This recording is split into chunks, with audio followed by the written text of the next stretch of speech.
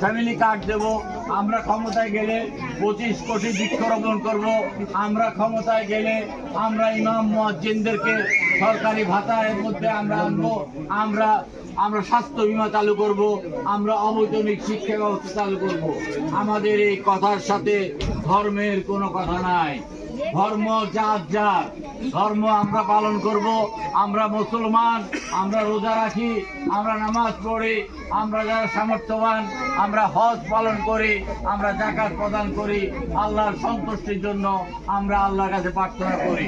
কিন্তু একটি দল কোনো রাজনৈতিক বক্তব্য নাই, তাদের বক্তব্য একটাই, ইসলামকে রক্ষা করতে হবে।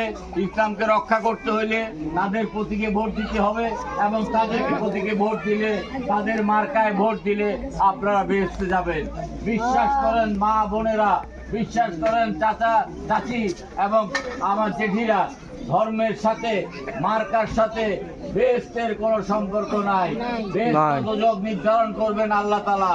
তারা আমাদেরকে বিভ্রান্ত করছে, তারা একটা মুনাফিকি একটা কাহিনী করছে।